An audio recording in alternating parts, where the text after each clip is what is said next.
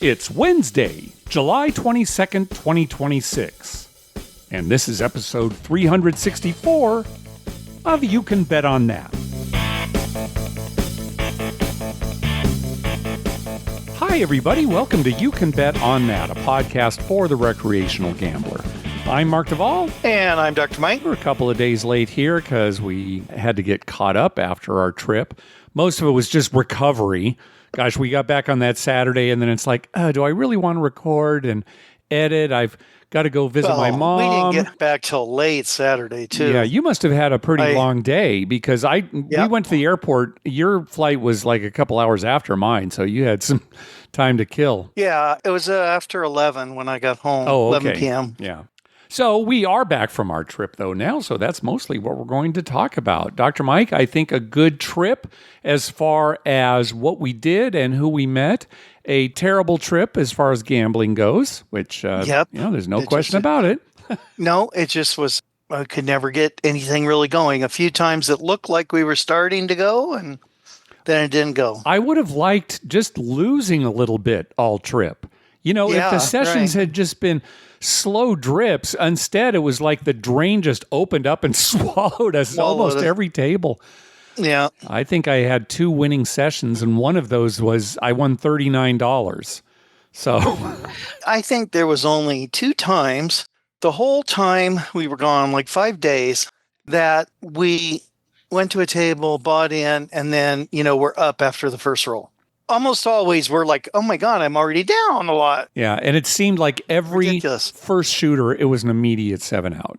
So we were always clawing our way back, no matter what table we were at. Yeah. That's pretty much all the gambling. Yeah. Those of you who are only interested in the gambling part of it, that's it. Yeah, just, Well, I can add to the gambling a little. I did roll the all. You did 3 times. Okay, 3 times. How many times were you on 3 it? times. 2. Okay. I forgot to bet it one time, and then I rolled it all. Yeah, and you were shooting, and then 2 other times I did hit it. Yeah. Well, it was so miserable. It was like, And, I just put my line bet out and rolled. And then, oh, gosh, sure enough, made the all. And then, now that you mention it, too, we weren't on this, but a shooter rolled a hard 8 5 times in a row. 5 times in a row. Yeah. We saw it. That was something else. That was incredible. And one lady was on it. Yeah, she was pressing. She was pressing, not a lot, but she was doing well. Yeah. And I think on one roll, I rolled 2 2s and 2 12s. Yes, and there was one shooter at Crapless who came out on an 11, rolled it right back, then came out on a 2 and rolled that right back. Rolled it right back, yeah. So when you're on Crapless, that's really nice. Yeah. Yeah, we had some decent rolls like that and some fun happenings, where it was like, oh, great. But overall, not so good. Yeah, not good. So let's talk about the rest of the trip. We flew into New Orleans on Monday. Again, we had been asked to host a panel at the National Association of Casino Party Operators. And again, those are people who put on casino parties. We're going to talk about this a little bit more because we really had a good time with them. They were very welcoming and a good group of people. We stayed at Caesars New Orleans, and the conference was across the street at the Fontenot Hotel. Mike, you and I were very impressed with Caesars New Orleans. Yeah, I liked it as far as the property goes. Mm-hmm. It was very, very nice. The room was good. We had a couple of complaints about the room, but overall, it was a nice casino. The dealers were always friendly to us.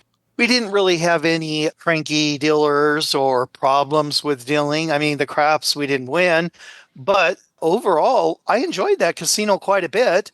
I will say 2 negatives. One is, there's nowhere else to go. Right. Like close by. So if you're there for gambling like us, you're kind of stuck. But they do offer quite a bit. As far as the room goes, what was the second negative thing you said about? You had 2. What was the second? Room? The room was good. I mean, as far as size wise and everything, it was nice. And the toilet handle was about ready to fall off. I thought it was going to break. Yeah, it was just hanging on by a thread. And at one point I thought, well, I'll just open this and fix this. Ugh. And I thought, nah, I'm not going to do that. It's not your job, Mike. At home. Yeah. Another funny thing about the room was It was the safe. When we first got there, the safe was locked open. You know, the bolts that come out? Yeah. The door was open, but the bolts were out, so you couldn't close it. So I'm not sure how it got in that state. It wasn't that big a deal. We just called down and they sent somebody up to put some kind of key in and fix it. You know, Mark had to wait up there till the guy came. Right. We had places to be. So had to be present. Initially, I just had to take all the money I'd brought with me. You know, I was planning on putting some of it in the safe. And it's like, well, just going to put it in my pocket. So it was nice when that finally got fixed. Yeah, I had to be in the room. Somebody had to be in the room when they came up to fix the safe, which is too bad because we didn't really need to be there. And the safe wasn't locked. Right. I could understand if it was a locked safe that they needed to open. Sure, that makes sense. But it was locked open. Right. Yeah, it'd be just like the maid coming in, right, to do your room. And we had nothing in there to take other than our clothes. So, yeah, that was weird. And then what was the other? Seemed like there was one more thing, Mark. Oh, the TV volume. Oh, yeah. The TV volume. Oh, my God. We turned the TV on, and I'm like, I can barely hear it. So I'm turning up, volume up, volume up, volume up. Pretty soon, I am at 100, which is the max. And I can just hear it enough if everyone's quiet. Right, yeah. If anything's going on in the room, you can't hear it. And we could not get that to work. I don't know what the deal with that was. Yeah. If it was just something wrong with the TV or, you know, we're not going to watch that much TV, so we didn't worry about it. But it was funny. But the room was clean and it was fairly big and comfortable. So we didn't have any problems with that. No, like you said, Mike, I thought the dealers were great. You know, we had heard from some listeners that they were kind of grumpy or whatever. We didn't get that at all. It was all Southern hospitality. Very nice, very welcoming, and competent dealers. So we love that. And we loved that the casino is non-smoking. We didn't realize that going in. Maybe we'd been told that and forgotten, but that made it great. Yeah, I noticed after the first night, we got back up to the room, and I said to Mark, I didn't see any ashtrays or anything, and that casino didn't really stink. Is it non-smoking? And then next morning, we're like, yeah, it's non-smoking. All right. Well, that first night, the NACPO, right, National Association of Casino Party Operators, so we're going to say NACPO for the rest of the show, they were having sort of, not really dinner, mostly cocktails, although there was a full buffet there. They had it at the Mardi Gras Museum, which is a host to all these costumes that have been used at Mardi Gras. And they encouraged everybody who attended to dress up. The most that Mike and I did was we put on hats, but a lot of the attendees put on, full regalia. These costumes were fantastic. Yes, and it's kind of neat that you can dress up like that. Yeah. I don't know, if we were part of the membership and we were going to be there the whole time, we probably would have got dressed up, but... These costumes were great, and there was a curator there who kind of told us all about them, gave a little demonstration. They had food there. We didn't really eat a lot of authentic New Orleans, Mississippi food while we were there, with the exception of this little get-together. The spread was, they had jambalaya, and they had meatballs. I had some crawfish, mac and cheese, really tasty stuff. Yeah, the food was really good. You had a po' boy too, right? Oh, yeah, I had a po' boy there. That's right. And I had a po' boy a little bit later when we were in Mississippi, so got my po' boys in. The food was really, really very good. Very good, yes. Yeah, and the people were having fun. The curator, he told the whole story of Mardi Gras, what it means and what they do and why they do it. And that was kind of interesting. I like that. So we met a lot of people there. Grant Thayer, who you met in Iowa at one point. It was the first time that I met. He kind of was in charge of at least coordinating our involvement in it. And we also met Matt and Tom. I know I'm going to forget a lot of people's names, but it was great to meet everybody there. Yeah, super friendly people. Yeah. So we hosted a panel. Basically, what we did was talk about our experiences dealing at casino parties, which Mike and I did quite a bit in the 90s. Certainly when we were both single, that was almost our routine, was we would deal one of these parties and usually go to the casino afterwards. Right. But, that became kind of a weekly thing. And gosh, during the holidays, we were very busy working for these companies.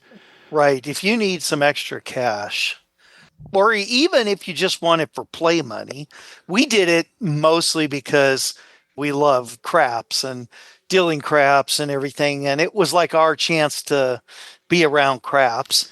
But a lot of people did it because they just needed extra money. And several of our other friends got involved in it because we told them about it. So it was kind of like a little get together. And we actually asked the group there, hey, let us ask you a question. What's the hardest thing when trying to coordinate a party? Is it getting dealers? And they pretty much all agreed yes. Yeah. And so we told them we'd put out the word here, hey, if this is something you think you might be interested in, and it's just some extra cash, we were asking, you can make like between $120 and $200 working for 4 hours. It's better than dealing in a real casino because you're not having to deal with angry losers or drunk. Well, there might be some drunks, but maybe not as many angry drunks, because they're just there to have a good time. It's a party. Sometimes it's fundraisers. Sometimes it's a corporate thing. Yeah. Usually the way they work is, they play and then at the end they turn their chips in for coupons, tickets, prizes, that kind of thing. Yeah. And then they have a drawing and they pick, so you could have one ticket and if it's a drawing, you might win it, or they'd have different ways of doing it. But, everyone's there to have a good time. If this is something you're interested in, go to nacpo.org. Do a search for casino party operators in your area. If you live in a big enough city, there are probably multiple companies. And just say, hey, I heard about you guys on You Can Bet on That, and I'm interested in maybe dealing at one of these parties. I've never done it before or whatever. If it's something you think you might enjoy, certainly if you're a people person, they love that. In fact, one of the operators was saying sometimes he hires actors, not even people who are necessarily gamblers, but actors, and say, hey, pretend you're a casino dealer. Right. And whoop it up and be real interactive. But yeah, anybody who loves gambling or just wants to make some pretty good money for a short period of time, that's a great way. And, you don't have to be a young person, although this is great money for young people. Shoot, you could be retired in doing this, right? I mean, when we did it, there were a lot of retired people who just, oh, yeah, I'm retired. I just enjoy doing this. I like being around the games. I told them at the thing, and I'm probably going to do it here. I'm going to look at for some company around the La Crosse area or, close enough that I don't have to drive a long ways. And I'll probably do some parties just because it's another way to gamble and, have fun. And Lynn could do it. We get out together, which is nice. And I think it'd be fun. So again, nacpo.org. That's NACPO.org. Give it a look if you're interested. And then at the end of our panel, they were nice enough to award us Media Influencers of the Year. We got these nice little trophies. We can now say award-winning. Because, the last award we won, it was the Trippy, and we had to share it with Adam Bauer. Remember? We were like co-winners. Yeah. It was tainted. Yeah, this is exclusive. And they also gave us a great hoodie. Oh, yeah, hoodie with their logo on it. Yeah, so again, this was so much fun. I was talking to, I guess he's like the old timer there. His name is Steve. He said he bought all of his casino equipment for the first time in 1979. And this was before you could really get nice stuff and, casino parties weren't really a big thing. He said he had so many stories. He was telling me about stories about him being arrested, for, it's illegal gambling and how easily he was able to get off. I mean, it's always a hassle when you go to court, but he had an airtight case and just, so many stories. It was so much fun. Later that night, we did a slot pull, where we all went in $20 a piece and put it in for a slot pull. Mike, you were kind of tired, so you were upstairs, but you put in 20 as well. Yeah. We went to the high limit room. Everybody who wanted to participate at the conference got to pull 4 times, $5 a pull. We ended up with about 50% of the money we started with. So we said, okay, everybody over to the roulette table. We're going to put it all on red or black. What do you want, red or black? And the red won, so we put money on red, and that won. So now we've got basically all our money back. Well, that's no good. So I said, should we do it again? Yeah, let it ride. So we put it on red. and up came black. And that's the way it ended, and it was almost a perfect ending to the story, right? I think he should have went to the craps table and divided the money 4 ways, put it on all the hard ways, see if one of them hits. All right. Well, that would have been a good idea too, but it's not nearly as quick as roulette. And there were a ton of us there. We were kind of blocking the walkways. So this was probably better for safety and just to kind of get it out of the way. And it would have been a good story if we'd hit the red as well too. We probably would have stopped there, but who knows? We might have gone for it again even. And then that night, I took part in a poker tournament that they all put together. It was not through Caesars. It was just kind of a side tournament. And NACPO member Paul brought in the dealers and everything. They were fantastic. This is one of the best run poker tournaments I've ever seen, including ones at the casino. Oh my gosh, these dealers were so on top of it. And one of the dealers kind of acted as the tournament director. You know, they were fast. They knew what they were doing. They would, move people to different tables efficiently, quickly. Just fantastic. I made the final table, but went out in 9th place. 9 people at the final table. I was the first one out. But I'll tell you what, I got it all in with ace queen, and it turns out I was against king 9. So, as long as you get it in good, you can't feel bad about how you played. Unfortunately, 2 kings came on the flop. And so I was out, but that's going to happen. We've talked about it in tournaments. You got to get lucky, and there's no point crying about bad beats because, all you can do is play well. And I think I did okay up to that point, and I certainly got in my money good. So that was a lot of fun. That's the beauty of being Mark Duvall. You do not have to actually win anything. Just as long as you played perfectly and did everything the way you were supposed to, then you're happy. That's so true. Sometimes I will win as a result of a mistake, and I don't feel good about that. No, you don't. And the funny thing is, for most of us, it's like, well, I didn't win. That's all. It doesn't matter. I don't care how I played. I didn't win. Yeah. But for you, playing perfectly is a win. Yep. I know we're going to forget a lot of names. Listener Mark D caught up with us at Caesars New Orleans, so it was nice meeting him. The following morning, we checked out of Caesars and headed to Biloxi, where we were going to spend most of our time. Went to the IP. What can we say about Biloxi? Love it there in Biloxi. Again, we stayed at IP. We went to Beau Rivage the second day. Let's say a couple things about Beau Rivage. First of all, I played some free play there. This I really like, and I have not seen it before. I'm sure some listeners have seen it. But usually when I'm playing free play through a video poker machine, I'm counting how many pulls. So I know once I've gotten through all the free play. If I've got $100 in there, I'm doing $5 a pull. I counted 20, 1, 2, 3. What's nice about the free play, at least at Beau Rivage, is it shows you how much free play you have left to play. And you just play until that counter gets down to 0, and then you cash out. So that was nice. That was awesome. Yeah. I love that. Because, it was always kind of a hassle. And when you had a lot, it was like, oh, what was I on? 50 or 48 or, right. And you get confused and you have to stop and check it. This way, you just look at that little counter down there. The only other thing we'll say is that the dealers, and this has happened to us too before at Beau Rivage, they weren't downright rude, but they were kind of...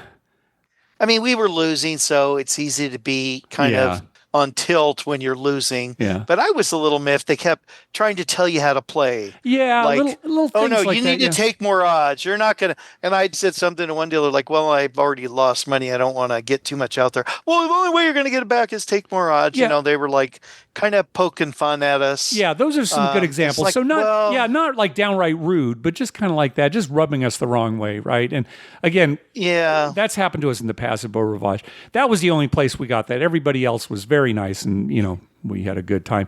I had some food credit there at Beau Rivage, $120 that we had to use completely. So we went to the little snack bar there. We didn't want to sit down or anything. And we were trying to buy as much as we could, and we still had more left over. So we bought the sandwich for the lady behind us in line as well, and tried to fill up everything that we had. When we were playing at IP, listener Kirk from Pensacola met up with us. It was great meeting Kirk. I forget how close Biloxi is to the Florida Panhandle. It's like less than a 2-hour drive from Pensacola to Biloxi. So, yeah, great to meet Kirk. And then the next night, we met listener Cosmo, who lives in New Orleans. Had a lot of fun playing with him at the crapless table. So, again, nice to meet some listeners.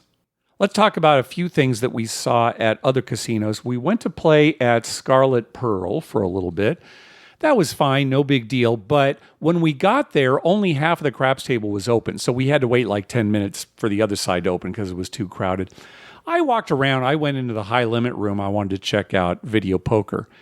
And I pulled up $1 jacks or better. And it was a 6-5 machine. Now, what that means is that on one coin, the full house pays 6 for 1, and the flush pays 5 for 1. That's a terrible payout for jacks or better. Full pay. Yeah, 9-6 is what you want. 9-6 is what you want. Full pay jacks or better is 9-6. In other words, 9 for 1 for the full house, 6 for 1 for the flush. This was 6-5. So I thought, well, let me up the denomination to see if the pay table improves as you go higher up. I went to the $25 level. That is, you would be playing $125 per pull max coin. It was still 6-5. Really hard to believe. Absolutely terrible. Well, if you're playing $125 a pull and you're getting 6-5, why are you playing that machine? 6-5. You should run away from 6-5 everywhere. Even if you're at like a bar, maybe you begrudgingly think, oh, well, I'm getting free drinks. But even at a video poker bar, that's atrocious. 7-6 or something might be okay. Well, I mean, anything's better than 6-5. Sometimes you'll see 9-5, and it's like, okay, that's bad. Yeah, it's not bad. Or 8-6, something like that.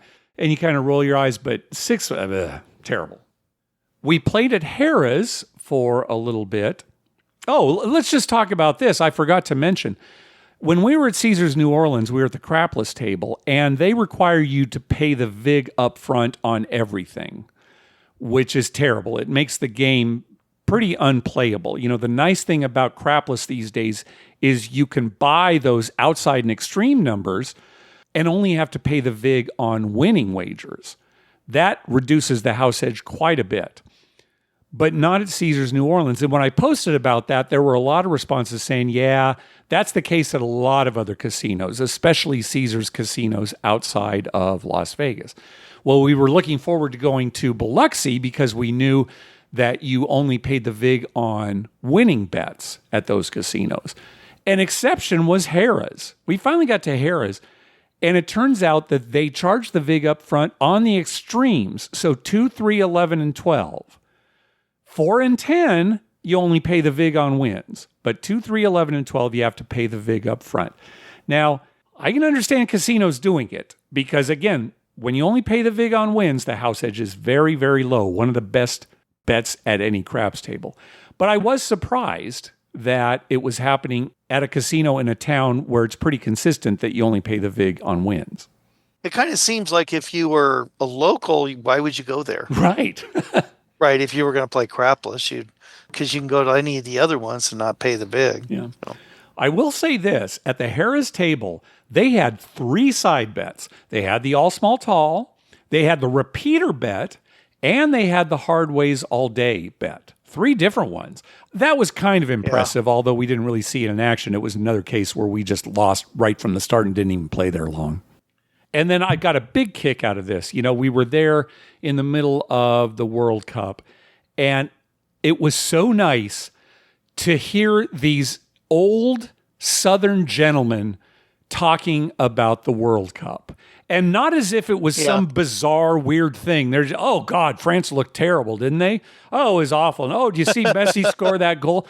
It was just, like they'd been watching soccer their whole lives. So a lot of it's the result of it being played in America this time, Of course. But it's definitely caught on. And I think a lot of people, even though the United States was eliminated, a lot of people watched these semifinals. And, of course, the final. It was a great final. So looking forward to World Cup fever in the United States maybe in the years to come as well. All right, Mike, is there anything else you can think of from our trip? No, I think we pretty much summed it up. Yeah.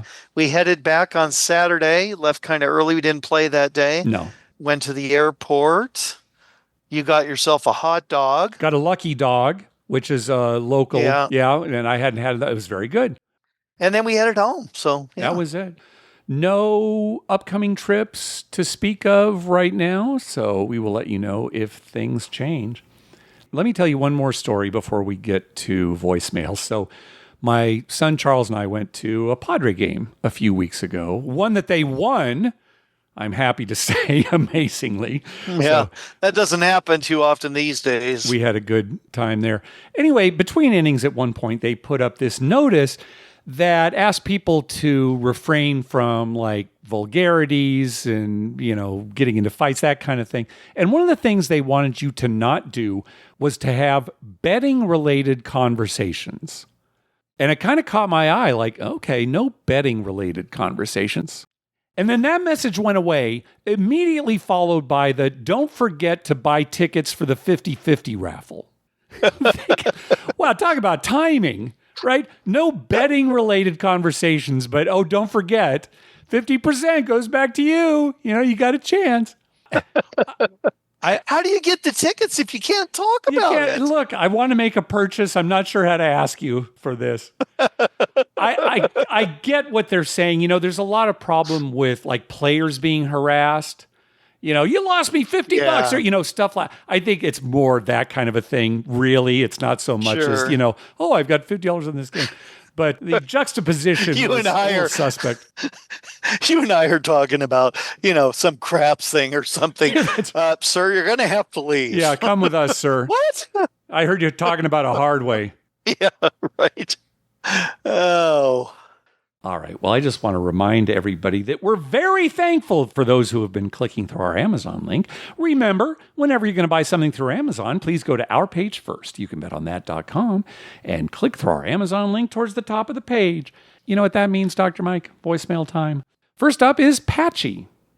Hey, Mark and Dr. Mike. This is Patchy from New Jersey, checking in with you from sunny Warsaw, Poland. So I'm over here for a work trip, third time, and I went back to a casino I've been to down here in Warsaw. I wanted to give a quick report. Last time I was here, it was really cold in January, so this time weather's nice. The casino, it's co-located with the Marriott across from the Warsaw Central train station. Like I said, I've been there one time before. It was, kind of a small setup. I think what you'd find equivalent on a cruise ship. I've never been on a cruise, but it just felt like maybe it would be that. There's like two main rooms. And wow, though, out of, I think I counted 27 table games with like 24 of them were roulette. Yeah. So much roulette. I'm not a roulette guy, but I played a little bit just for the experience. But I did have a good session at blackjack. Interesting how the rules differ from, I guess from country to country. The differences I saw here, it was 3-2, which was good. But if you want to surrender, you have to do it before any cards are taken by any player. So you have to do it like jump out right up front, which caught me once because I was over at third base. The other one was, you could double, but you can't double down. They said they can't leave that card down or they can't deal it down. But anyway, it was a nice experience. Had a really lucky night. That's the way it goes sometimes. And also service there, really good, nice drinks. I didn't ask for a milkshake, Dr. Mike, but they did have some nice cappuccinos, some fancy stuff coming out, along with, a bunch of alcoholic beverages. So anyway, I look forward to hearing the next show. Hope you guys are well, having a great summer, and have a good time in New Orleans. Patchy from New Jersey, checking out. All right. Thanks, Patchy, for that international report. Yeah. Hey, and if you drop us an email or call back or something, I'd be curious, what were the minimums? At the casinos, for Poland? For Poland, yeah. Like, what would it translate to American dollars? I was surprised about that surrender rule, especially if you're on third base. You've got to announce it before, because the guy on first base, you may not even have your card yet. The guy on first base might already be, scraping for a hit. And right. I doubt the dealers surrender everybody like you would for insurance. You'd have to do it on every hand. Just wait till it gets to that person. Why offer surrender if you're going to do it that way? Oh, well. Probably something in their law. Maybe. Dr. Mike, you had a milkshake in Biloxi, right? I did have a strawberry milkshake. How was it? It was very good. There you go. It was excellent. Mark, it was really thick. Yeah. So the first, few sips, you're getting a little dizzy because you're sucking on that straw so hard. Yeah. But they gave me a spoon, so that was nice. Yeah, you even had one of those big, wide straws, and it was still a challenge for you, right? It was still a challenge, yeah. All right, next call. Hey, Mark and Dr. Mike, this is W2 Jesus. Big fan, and I hate to go all gambling nerd on you, but you said that it's correct to hold a pair of queens over 3 to a royal and double-double bonus, and that's not always true. The strongest 3 to a royal draws, because not all 3 to the royal draws are of equal value. It's actually correct to hold 10 jack-queen suited or jack-queen-king suited over a pair of queens, depending on what the fifth card is, and if it makes it less likely you're going to draw a flush or a straight. So our friend may not have made a mistake, and if he did make a mistake holding the 3 to a royal over a pair of queens, it probably was not a very big one. All right, we actually got quite a few responses about this. Let me just say this first, though. I hate to go all gambling nerd on you. Do you know who you're talking to, W2 Jesus? I love gambling nerd talk. Yeah, Mark lives for it. So what happened on the last episode? I actually said the opposite. Eamon called in to say that his friend Brian was playing video poker, and he was dealt a pair of queens, but he also had 3 to the royal. I said that breaking up the pair of queens and holding the 3 to the royal was the right move. Now, the way I said that, I probably should have qualified it because, yes, that's not always the case. Although it did happen to be the case when Brian was playing that hand. Let's talk about this a little bit. As you know, the right move in video poker will depend on what game is being played and what the pay table is. And when it came to playing Brian's hand, where there happened to be a progressive for the royal flush, it also depended on what the progressive was at and what the other 2 cards to the royal were initially dealt. Now, Eamon didn't go into too much detail in his call, but he did send me a video of the hit, and I was able to get more info. Brian was playing a 1 pound, 9-5 double-double bonus, max bet, where the progressive was 5,922 pounds. The other 2 cards to the royal were the ace and jack. So he had the ace, queen, jack of clubs, and he also had a queen and a 4. He discarded the queen and the 4, held on to the ace, queen, jack. That was the correct move given all the information about the hand. And then he hit the royal, and he could have hit it, he could have not hit it. That's irrelevant when you're just talking about what's the best play mathematically. Had the max bet royal been the normal 4,000 pounds, holding the queens would have been the correct move. So just wanted to make clear, sometimes it is the right move to hold 3 to the royal, sometimes it's the right move to hold the pair of queens. It really depends on the situation. Because the progressive was so high in this case, Brian keeping the 3 to the royal was the right move. So it's out there, cleared up. What do you say, Dr. Mike? I say I like the jibber jabber. I mean, I'm not going to weigh in on it because I have no clue, but I like listening to the jibber jabber. Yeah, and you're not the only one whose eyes just glazed over the last few minutes of me talking. So no. That's what I'm here for. All right. Next up is Jason. Hey, Mark and Dr. Mike. It's Jason again from North Carolina, coming to you with another trip report. All right, this is part 1. I'll also call again later. My little trip up to upstate New York and hitting some casinos on the way there. The first one I visited was the live P of St. Petersburg in Virginia. It's a temporary one. It's actually the same tent they had for Sirius, Virginia when that was going up. It was a pretty small tent, just some slots there, some light table games. The crap table was 15 minimum, so was the roulette. The roulette tables were pretty busy, so it's in the morning. Didn't play crap there, just got my free play and made a little money. That was nice. The big trip of the day was when I made it to Washington, D.C. area to go to MGM National Harbor. Man, that's probably the nicest casino I've ever been to in the East Coast. Man, that place is just gorgeous. One real panoramic view of the Potomac. Just awesome scenery. Huge layout. Love the fact the poker room was upstairs. Played some poker a little bit there. Broke even, but yeah, massive poker rooms. Great place to play poker. So many options. So many option games. Even have war there. Craps tails are, of course, unbelievable real. $50 minimums. But yeah, there I didn't play craps, just played some video poker and extra poker.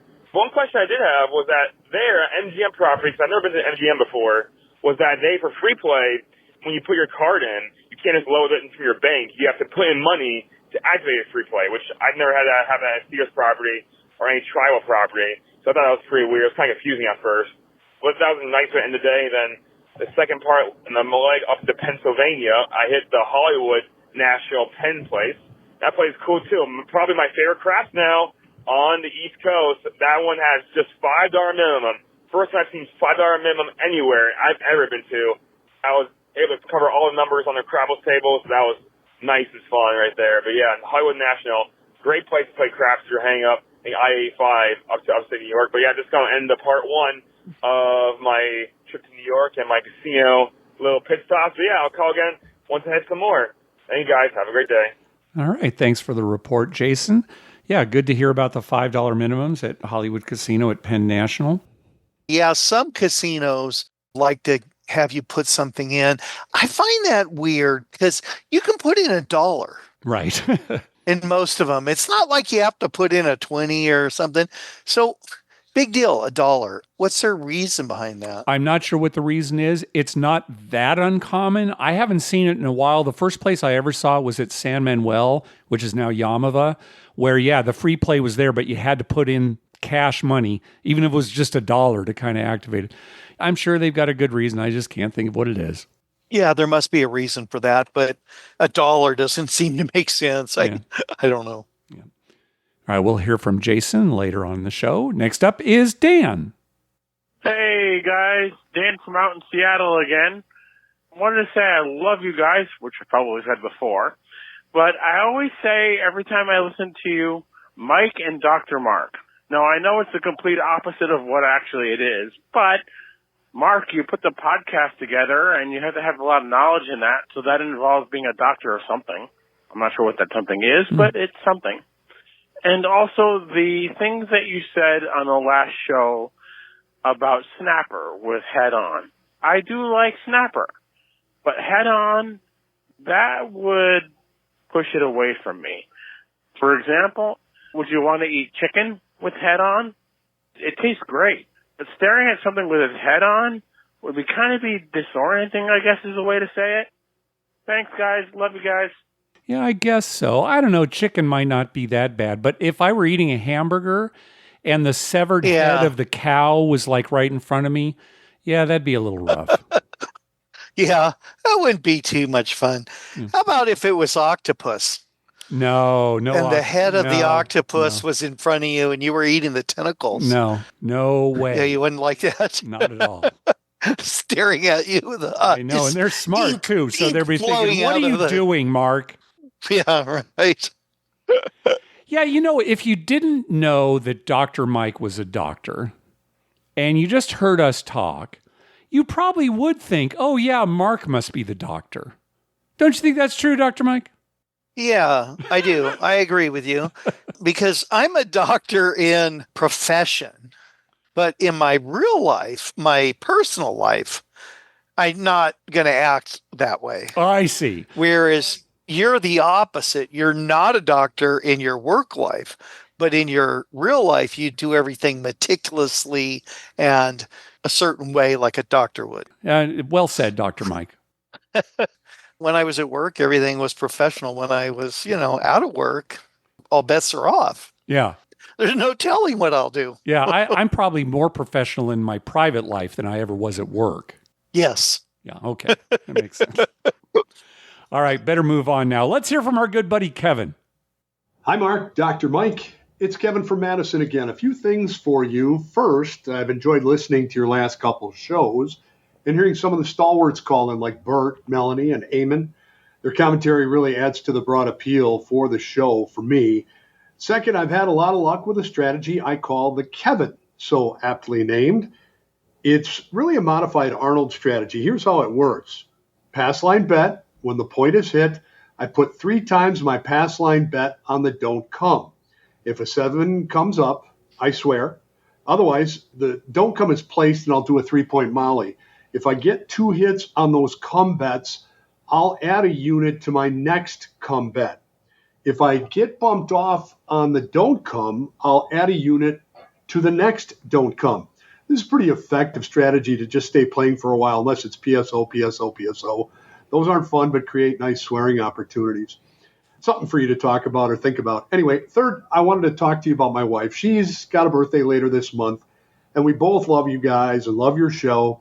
She hit a 5-figure hand pay in Davenport, Iowa at a Bally's earlier this month on a Crystal Star Deluxe machine. Nice. She texted me and said, I just won $13K. Get over here. I'm not lying. Pretty fun for her. Anyway, she's a great partner, supporter, and gambler who tolerates an idiot like me. So I just wanted to wish her a happy birthday and remind everyone how much I love her. She also enjoys when we get to go see you guys at Zorkfest or at Diamond Joe Worth, whatever. I hope we can connect with you guys soon, too. As always, thanks for the great show and good luck at the tables. Love your trip reports and look forward to hearing about New Orleans. I'm headed there in December. Later. All right. Well, good luck on your trip, Kevin, and happy birthday to your wife, and congratulations on her nice win. And I will vouch for Kevin that the love he has for his wife has nothing to do with the $13,000 she won. Oh, okay. So before she won that, he still was in love with his wife? He was still in love with his wife. Oh, They're good. a very happy couple. Every time I see them in Iowa or wherever, they seem like a very happy couple. And I kind of like this system that Kevin's talking about. Yeah, it's kind of a modified version of some other systems out there. But the idea is that you put a don't come out there as soon as a point is established for the pass line. And hopefully the don't come will go up to a number and it'll be kind of a hedge, against all the other bets that you make up to that point. Doesn't always work, of course. You could roll that number again. But yeah, not bad. I always think back to that guy at Harrah's, Southern California, who would bet the don't come after a point was established. Right. So that we wouldn't be on the same number. So the people on the line weren't on the same number as him. Yes, it was almost a courtesy. It felt like, right? Yeah. It's kind of a good way to play. I mean, nobody can really be upset about that. You know what? Yeah, I haven't played the don't in a long time, but if I ever do again, I might do that. Not make a don't pass bet, only don't come bet. Yeah, I like it. All right, let's hear from Jason again. Hey, Mark and Dr. Mike. It's Jason again from North Carolina, calling to you with part 2 of my casino road trip. So, last time spot where I spoke was we were at the Hollywood Casino outside Harrisburg, and the second next spot we went to was the Mohegan, Pennsylvania. That is actually larger than Mohegan Sun in Connecticut. There they gave me $20 free play, which is very nice. I used that, and I went a little more. I found a nice top dollar slot machine, which is pretty cool. Didn't turn well on that one, but we went to the craps table where they had $10 as well. Once again, broke even. Man, this is a trip breaking even. Speaking of breaking even, we went to the Tioga Downs, just west of Owego, New York. They didn't have any race on that day, but they did have a $10 craps table that was pretty fun to play. It was just me, so I went there on Thursday. I actually had tails myself, so when I stemmed out, I just kept playing, so I kept playing. I was about 30, 40 bucks. But then I gave up that profit at one of the another top dollar, ironically not slot machines. But yeah, I love that top dollar. Those ones are pretty addictive. But yeah, so that's my casino number 5 on this trip to see family upstate New York. I have a commemorative trip for all casinos. Add to the trip collection already there. I recommend everyone just going out to a local casino, not the big ones, or see the MGM, but one of the smaller ones. But you can usually find much lower craps tables and video poker, a lot more better odds these lower casinos versus the big ones you see probably off the road, major interstate highways. Go check out the local independent casinos. All right, you guys have a great day. Signing out. Yeah, we'll reiterate that. If you want the Vegas experience, go to Vegas. If you just want to gamble for a little bit, check out some of these smaller casinos that might be in your area. Those are for people who, like us, who just want to go and gamble for a few hours. Yeah, for gamblers. All right, well, that's going to do it for this episode. We want to thank some people for some recurring donations. From Kurt S., from the National Association of Casino Party Operators, from Nathan B., from Brian and Sarah, from Josh H., and from the boys over at Crap Vegas. Thank you very much for those recurring donations. Dr. Mike, you got a couple of donations for your school fund. One from Mark D., who we mentioned earlier that we ran into at New Orleans, and also from Grant Thayer of NACPO. Yeah, thank you very much. They were playing with us on the craps table, and then before they left, they made a donation. So that's great. And, school will be starting here in another month, and I'm sure there'll be some need for some things. Yeah, fantastic. Thanks, guys. Hey, you can buy merchandise for You Can Bet on That and for the Better Life at bettermerch.com. That's BETTOR merch.com. You'll find a link for that at the top of our webpage. Better Santa gift sets are available in the online store. Lock in yours for some gambling-themed presents to open at Christmas. Handy at the Shandy merchandise will be coming to the store, starting with a logo tee. Pre-order is available for shirts in purple and white. Limited inventory will be held, so be sure to put in a pre-order. Lastly, we're considering running a You Can Bet on That polo. If you're interested, reach out to us at youcanbetonthat@gmail.com or to The Better Life at podcast@thebetterlife.us. Also on our webpage, you'll find a list of all the gambling-related shows coming up on American television in the next 2 weeks at youcanbetonthat.com/TV-listings. If you're looking for a movie to watch, check out our list of gambling-related movies at youcanbetonthat.com/movies. If you want to listen to songs with gambling-related lyrics, check out our You Can Bet on That Spotify playlist. Just click the link towards the top of the webpage. We'd love to hear from you. Call our voicemail hotline at 951-292-4377. That's 9512-WAGERS. 9512-WAGERS. Or you can email us at youcanbetonthat@gmail.com.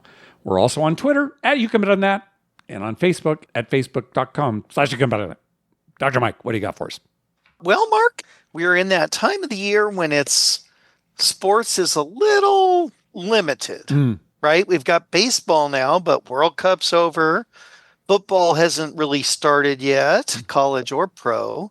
We got the WNBA, which I have been watching quite a bit of, and I actually do enjoy it. Making a lot of headlines, for better or worse. Yeah, for better or worse, they make a lot of headlines. And this is what I wanted to touch on. People say, well, it's girls basketball. They're not as good as guys. There's no dunking, that kind of thing. But here's my point.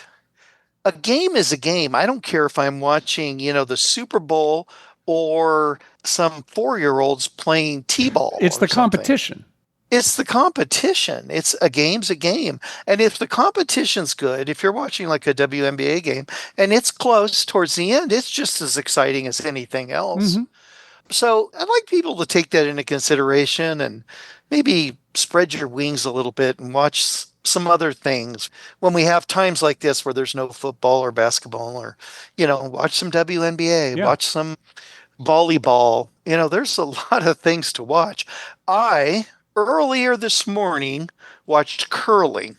Oh, good. This time of year. Excellent. Yeah, in the summer. It was like some curling competition. So I was watching it on TV.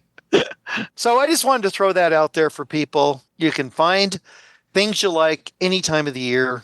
Don't be afraid to do that. All right, very good. Anything else, Dr. Mike? No, Mark, I think that's it. We do need to get to our story about our casino, the casino we're going to make. Right. Next episode, yes. I am so waiting for that. All right, well, thanks for listening. We'll talk to you in a little less than 2 weeks. Have a good night.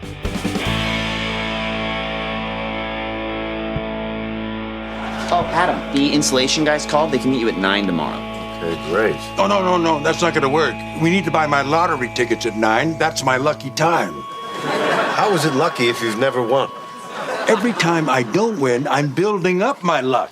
That's how it works.